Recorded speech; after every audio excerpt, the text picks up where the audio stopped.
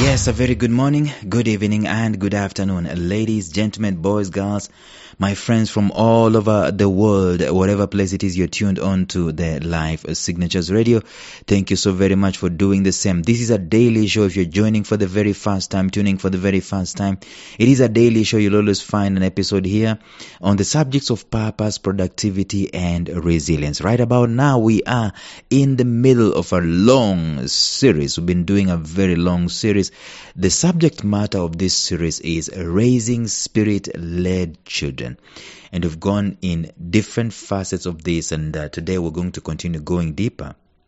In fact, of the recent past, we've been saying in this prose that you are not raising spirit-led children if you, and we've already discussed 4 of those. Today we're going to go into the 5th. How would you know you're not raising a spirit-led child? So number 5 is coming in starting today. Stay tuned.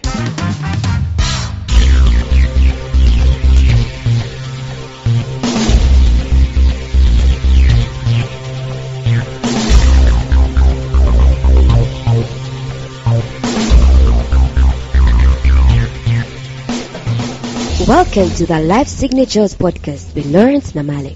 Lawrence is a life coach, author, and keynote speaker who loves to tackle different topics on purpose, productivity, and resilience. His mission in life is to awaken all your boundless possibilities available in you. Life Signatures podcast is dedicated to bring to reality every single person who knows that deep down in their gut, there's got to be more to life than this. And now, here is your host, Lawrence Namale.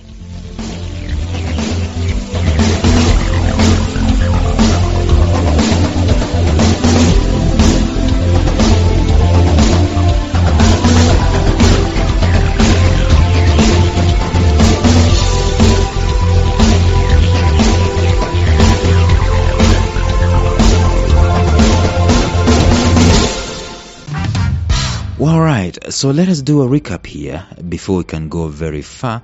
I've already told you that we're on number 5. But number 1, we're saying that you're not raising a spirit-led child. Okay, you're not raising spirit-led children if you do not teach them to cherish their inner compass. That's number 1. Number 2, you're not raising spirit-led children if you do not teach them the importance of self-extraction. Number 3, you are not raising spirit-led children if you do not nurture and nourish their creative capacities. And number 4, which we ended yesterday, you are not raising a spirit-led child if you do not teach them the value of growth and personal development. And we talked about that at length, which ended yesterday. Today, I want us to look at another facet of raising a spirit-led human being. And I want to discuss it maybe in the next, in the next 5 or so episodes, we're going to cover this one. It's a big one, but it's straightforward. I'm sure you already know what it is. When I mention it, you just nod your head. So number 5, you are not raising spirit-led children if you do not teach them to be human. This is so obvious, but it is so easy to miss. Now, if you juxtapose this one with the traditional scarcity mentality way of parenting, it is that there's this prose where we are saying that there are few jobs out there, or there are few opportunities out there, and it's actually true. It is the reality on the ground, the way we've crafted our own world. We've crafted our own world in that position 1 can only be occupied by one person. Okay? No matter what you do, even if everyone passes, but position 1 is for one person. I remember Brian Tracy listening to one of his audiobooks, very inspirational. He was saying that if a horse that came in second lost by a nose, the first horse which came in first won by a nose, and it's paid 10 times much more than the second. it is not because that horse is 10 times faster. No, it is just a nose, margins. And yet that's how we've crafted our lives. We want, people who are getting the A are the top-notch people. Those ones who are getting the A minus start looking down on themselves. What do the people who got the B minus do? They will lower their thinking than they feel. So we have a scarcity mentality kind of a thing, where we, what's the law of the jungle? The law of the jungle states that God for us all.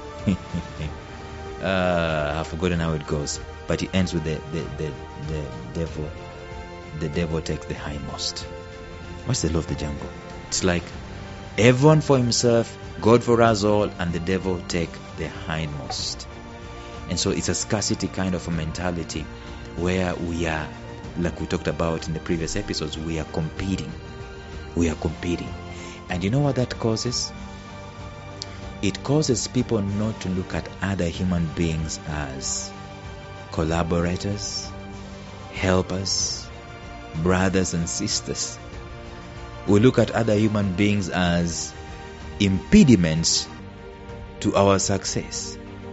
That's where there are backbitings, there are murders, there are, taking other people's jobs and so on and so forth, lying.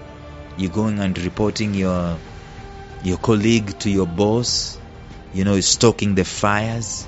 Why? Because you see the person as an impediment for you. You're not being humane. Sometimes I cannot blame you. It is because of the way society has been structured from a scarcity mentality point of view. So people are not humane. But spirit, recognizing, spirit is about abundance. Spirit recognizing that there is everything to share in this particular world, releases us to cherish each and every one of our fellow human beings, each other. I don't look at you as you're my competition. I look at you as a different human being. You are so unique, you're so gifted, you're so good at what you do. If you're so good at what you do, I've got to be also good at what I do. I don't necessarily have to compete with you. I don't have to feel bad when you succeed.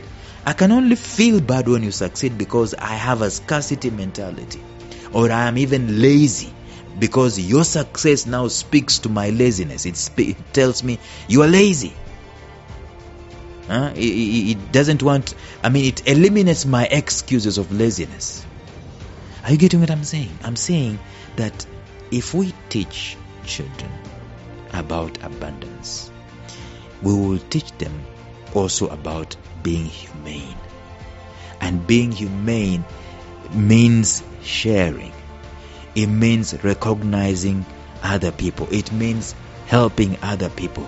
It means the race to the bottom. There's something I was taught earlier on in church called the race to the bottom. Because the world, Jesus Christ said, the world wants to lord over, but not so with you. You should be the greatest among you, should be your servants. And that's how spirit operates. It's a service spirit. Humanity is supposed to serve. We are not the animal kingdom where we eat one another. No, we serve one another. We raise one another up. We help each other. We lift one another up. We live in a world that is increasingly competitive. It's transactional. It's petty. It's selfish. It's quote unquote more liberal. And every time you hear the word liberal, just replace it with the word selfish. Come to think of it, by the way, I have not come to see any cause, major cause, that a liberal person, a quote unquote liberal person is fighting for. That is not selfish. You will be hard pressed to find a liberal person fighting a cause that helps someone else, of which they are not going to benefit. So our selfishness is causing us to redefine the norms and the standards of humanity itself. And even we by the way, we are even going way ahead and putting this pursuit of ours, these competitions, these standards, we are putting them in our own constitutions. We legalize this selfishness. We're not being humane. We want all our selfishness to be protected by the constitution of the day, by the rule of law. So whatever it is that is written in the law, it is lawful, yes, but it is immoral at the same time. It is selfish at the same time. People seldom think about others. People increasingly are thinking only about themselves. There will be cries about quote-unquote minorities. The minorities are the ones who are selfish. But they want their selfishness to be so pronounced that it has got to be an emergency for everybody else. That's how the world has become today. And every time there is selfishness, there is no spirit there. I tell you, there is no humanity there. No one is humane when they are selfish. There will be cries of these minorities and so on.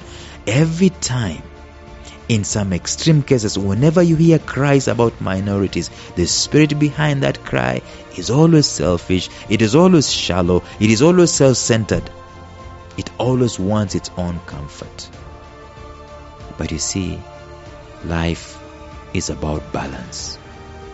The spirit is balanced. The spirit, as we've already shared, it wants to cherish your full self, but not from the point of view of what is in it for you. At the end of the day, the highest form of existence of a spiritual person is impact that they leave behind. That is it. It is from the point of view of how beneficial you can be to society. I have learned that the humane in this day and in this age, is no longer a thing. To be humane is no longer a thing of default. It has got to be trained. I tell you, when we are raising children to be humane, we have to be intentional about this. Even ourselves, even our very own selves, we've got to be humane about this. There is selflessness in the spirit. In being humane, you're being selfless. It's a giving heart that is in all of us, championed by our spirits, just by waiting to be tapped into it. It's already, you see, the spirit, like I said, in the initial episodes, it's already available. We are not born on a blank slate. We come with spirit inside of us, and there is an element of selflessness inside of us that is waiting to be unleashed. But if it is not trained, if it is not nurtured, guess what is going to take over? The common selfishness is going to take over. Our selflessness is perhaps one of the most starved parts of our spirits at the altar of our quest of making it in life, at the altar of our selfishness, at the altar of our own comforts. And on the other hand, selfishness is so prevalent that it is becoming the culture of its own. It's becoming so normal, so ordinary, so okay, so accepted. And I want my children to truly care for other people. So in so doing, we've got to learn to teach them the idea of being humane. And tomorrow we're going to start dissecting this idea and going deeper into it. But learn this: if we're not going to be intentional about selflessness, about being humane, we've already lost the game, because the other one is prevalent. Bye-bye and stay tuned. Thank you for listening to Life Signatures Radio. If you enjoyed today's show, subscribe to Life Signatures Radio on iTunes, Stitcher, or visit our website at lifesignatures.libsyn.com. Life Signatures Radio, fresh, clean, and inspiring.